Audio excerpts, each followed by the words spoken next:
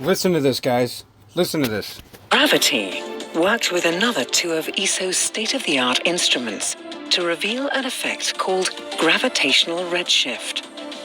This is visible when light from the star is stretched to longer wavelengths by the very strong gravitational field of the black hole.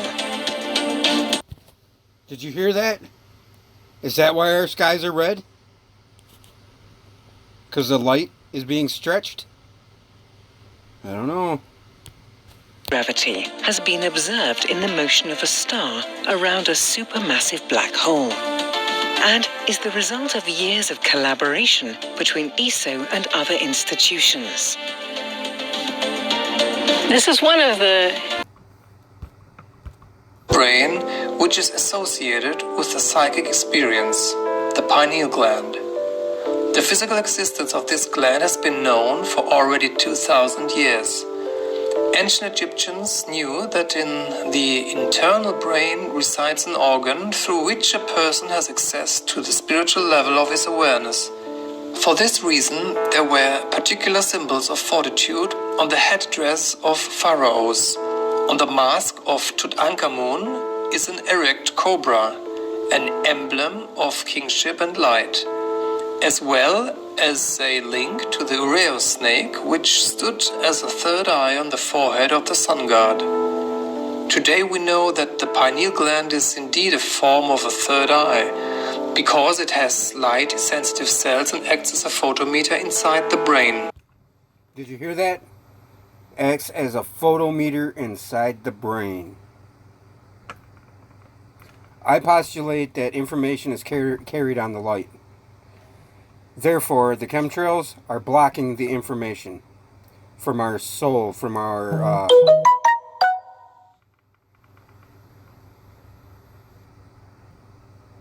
Sorry about that. Through the hypothalamus, the distribution center of the brain, the light of eyesight is to be directed to various regions of the brain. One part of the light is used to stimulate the pineal gland. The less light the pineal receives, the more actively it produces the sleeping hormone melatonin, which regulates both our awake and sleeping patterns and the length of our nightly dream phases. The organ of the soul. René Descartes, a 17th century philosopher, held the view that the pineal gland was even the seat of the soul. Similar to Egyptian belief, he thought that this tiny organ was a link between the body and the mental-emotional consciousness. To Descartes' mind, the pineal was the place where the astral body parts with the physical body at the moment of death. Today it is assumed that closely before death the pineal releases another hormone, dimethyltryptamine, DMT.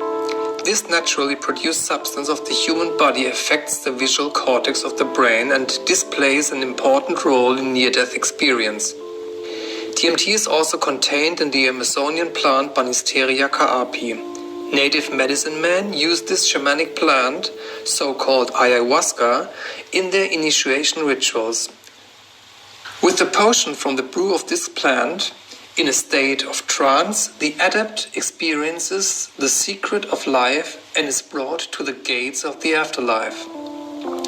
In the mysteries of ancient Egyptian religion, the initiate had to undergo a similar experience. It was believed that through death, the soul was enabled to fade to a higher world. At the moment of death, the ba, part of the soul or karma, was released from the body in the shape of a bird, and so the soul was taken to the underworld by Anubis, opener of the way to afterlife. At the dead court in the underworld, the soul had the chance to be excused from its sins that the deceased had committed in life. On the so-called scales of truth, the heart of the deceased was weighed against the feather of Maat. If the heart and Maat were in balance, the dead had passed the test. So he was taken by Horus to the throne of Osiris, where he received his judgment. If the judgment was positive, the soul could reunite with the body and was ferried in the sunboat of Ra to the higher world. However, if the heart was bonded to negative karma, if the deceased had acted wrongly in his life, His soul was reborn in a new terrestrial body. Then, according to anthroposophical law, the heart of the preceding incarnation has been transformed to the pineal gland of the subsequent incarnation and being cleansed from all negative karma. Mind your spiritual eye. The pineal gland is the organ of psychic energy in the human awareness. It is the center of perception in the imaginative mind. The visual eye and the pineal are antagonistic organs. The more light gathered by the eye, the less active is the pineal gland. These days we live in a world where the everyday life is mainly dictated by visual stimuli. Through the constant surge of artificial images that stream into our consciousness, our eyes and brain are overcharged to some extent. Beyond that, our body and our environment are polluted by inferior light quality, such as from neon light and energy-saving lamps. By the impact of these great amounts of light, the functioning of the pineal is compromised, and so the strength of our third eye gradually diminishes. Our intuition fades and we need the images outside in order to realign ourselves. But as we can find in all Western and Eastern esoteric traditions, the high aim is to detach from these images in the outside and to learn to see with the inner eye. The light we see in the outside is only a reflection of the substantiality. The inner nature of the light of our soul is suppressed by everyday images. However, these images have no meaning, as we eventually do not know what is behind them, because that which makes sight possible, namely the sun, cannot be seized with our eyes. So, is it really the images that represent life, or is it the light itself? Only when we abandon the everyday images, the essence of our soul will be revealed to the self. That is the moment when eyes start to shine and the light of our own essential nature becomes illuminated. To find and preserve this radiance in our eyes is the meaning of life. Thus, the eye itself becomes sun-like, and the body becomes a lively source of light. Roughly 68% of the Roughly 68% of the universe is dark energy. About 27% makes up dark matter. So all we know is less than 5%. 95% of what surrounds us continues to be a mystery. One of the ways that we get smarter is to try to build better instruments. And the Cold Atom Laboratory is one of those instruments. So Cold Atom Laboratory is intended to provide one of the most sensitive instruments mankind's ever built. That instrument is based around a Bose-Einstein condensate. A Bose-Einstein condensate is a unique quantum state of matter, which we can only obtain at the coldest temperatures and very high densities. It is actually a macroscopic ensemble of atoms that you can view with a camera, and these wispy clouds of atoms behave in very strange ways. They're no longer distinguishable as an individual particle. You really have to describe it more like atoms acting collectively as a wave. So the quest to getting colder and colder temperatures, really that's to get a higher fidelity instrument. Basically, the colder you can get matter and reduce the amount of vibrations and other things that they normally do, you can start using them as more sensitive instruments to test other theories and understand physics at a more fundamental level.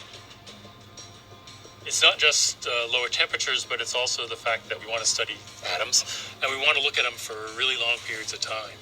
And that is really only possible in microgravity. On the Earth, we have a limited amount of time once you let go of the atoms or weaken them that they will fall out of your trap and run into the limits of your experiment. So when we get to a microgravity environment, we can get to these long interrogation times in space. Once we get on orbit and into a microgravity environment, we'll be able to achieve temperatures never physically manifested before. So we will make the coldest spot in the universe by creating Einstein condensates, and then further cooling them even beyond the BEC realm. The ultra-sensitive atoms in the cold atom laboratory have the potential to unlock many mysteries beyond the frontiers of the known universe. Emerald Tablet 13, The Keys of Life and Death. List ye, O man, hear ye the wisdom. Hear ye the word that shall fill thee with life. Hear ye the word that shall banish the darkness. Hear ye the voice that shall banish the night. Mystery and wisdom have I brought to my children, knowledge and power descended from old. Know ye not that all shall be opened when ye shall find the oneness of all? One shall ye be with the masters of mystery, conquerors of death, and masters of life. Aye, ye shall learn of the flower of Amenti, the blossom of life that shines in the halls. In spirit shall ye reach that halls of Amenti, and bring back the wisdom that liveth in light. Know ye the gateway to power is secret. Know ye the gateway to life is through death. Aye, through death. But not as ye know death, but a death that is life, and is fire, and is light. Desireth thou to know the deep hidden secret? Look in thy heart, where the knowledge is bound. Know that in thee the secret is hidden, the source of all life, and the source of all death. List ye, O man, while I tell the secret, reveal unto thee the secret of old. Deep in earth's heart lies the flower, the source of the spirit that binds all in its form. For know ye that the earth is living in body as thou art alive in thine own formed form. The flower of life is as thine own place of spirit, and streams through the earth as thine flows through thy form, giving of life to the earth and its children, renewing the spirit from form unto form. This is the spirit that is form of thy body, shaping and molding into its form. Know ye, O man, that thy form is dual, balanced in polarity while formed in its form. Know that when fast on thee death approaches, it is only because thy balance is shaken. It is only because one pole has been lost. Know that thy body, when in perfect balance, may never be touched by the finger of death. Aye, even accident may only approach when the balance is gone. When ye are in a balanced equilibrium, ye shall live on in time and not taste of death. Know that thou art the balanced completion, existing because of thy balance of poles. As in thee, one pole is drawn downward, fast from thee goes the balance of life. Then unto thee cold death approaches, and change must come to thine unbalanced life. Know that the secret of life in Amenti is the secret of restoring the balance of poles. All that exists has form, and is living because of the spirit of life in its poles. See ye not that in earth's heart is the balance of all things that exist, and have being on its face? Inside everybody is there going, who am I? What do you feel when you say the word I myself? That today I'm not what I think I am. I'm not what you think I am. I am what I think you think I am. So we live in this perception of ourselves. Hence, my identity is made by what my parents think I should be. My identity is made up by what my college or university thinks I should achieve. I don't think there can be any more fascinating preoccupation than that. Because it's so mysterious. It's so elusive. And at a certain point, I realized, hey, wait a second, if it's so easy to lose Jim Carrey, who the hell is Jim Carrey? At some point, when you create yourself to make it, you're going to have to either let that creation go and take a chance on being loved or hated for who you really are, or you're going to have to kill who you really are and fall into your grave grasping onto a character that you never were. I want you to find your own walk right now, your own way of striding, pacing, any direction, anything you want. Robert Frost said, 2 roads diverged in a wood, and I took the one less traveled by, and that has made all the difference. And that's why there's always an element of profound mystery in the problem of who we are. Because what you are in your inmost being escapes your examination in rather the same way that you can't look directly into your own eyes without using a mirror, you can't bite your own teeth, you can't taste your own tongue, and you can't touch the tip of this finger with the tip of this finger. Doesn't it really astonish you that you are this fantastically complex thing, and that you're doing all of this and you never had any education in how to do it?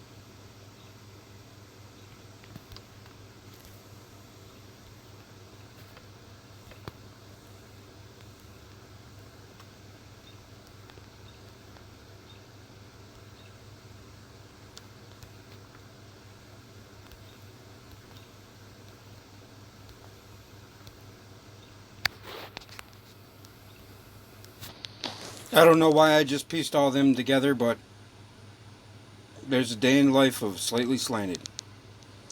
Thanks, guys. I'll leave links.